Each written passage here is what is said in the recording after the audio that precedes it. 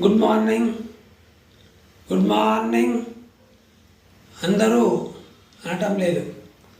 మీరు ఎంత చైతన్యంగా ఉన్నారు అనేది నాకు కావాలి. నేను పెందోట వెంకటేశ్వర్లు, మోటివేటర్, కవి, రచయిత, ఉపాధ్యాయుడు. మీరు ఇలా చెప్పుకోగలిగేటట్టుగా మీకేమైనా చిన్న చిన్న ఉన్నాయా? మీరు విద్యార్థి, మీరంతా కూడా విద్యార్థులు. విద్యను ఆర్జించే వాళ్ళని విద్యార్థులు అంటారు. ఎంతవరకు ఆర్జిస్తున్నారు?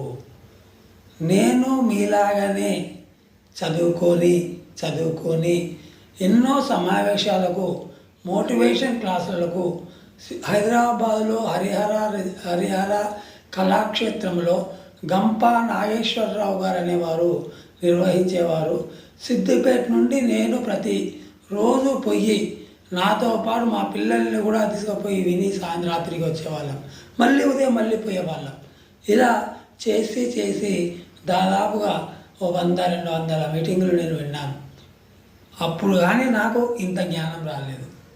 మరి మీరెన్ని వింటున్నారు? కనీసం మీ తల్లి మాటనైనా మీరు వింటున్నారా?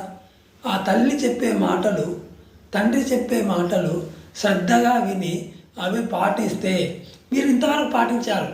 5వ తరగతి వరకు ఓ లెక్క, 5 నుంచి 10 వరకు ఓ లెక్క, అలా చదవటం లేదు. కారణం మీ యొక్క మిత్రులు, మీ యొక్క పరిసరాలు, మీ యొక్క మీడియా, ఇవన్నిటినీ మీరు త్యాగం చేసి పట్టుకోకుండా మీరు చదువు మీద శ్రద్ధ పెడితే అందరికంటే ఉత్తమంగా చదువుతారు. లక్ష్యం అనేది ఒకటి కావాలి.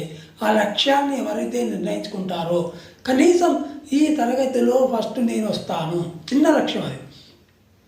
ఈ 30 మంది, 40 మంది, 10 మంది, ఎంతోమంది మీ క్లాస్లో ఉన్నారు. ఆ క్లాస్లో అందరికంటే నేనే ఉత్తమంగా రావాలి అని ఎవరైతే చదువుతారో వారికి చిన్న లక్ష్యం అన్నట్లు లెక్క.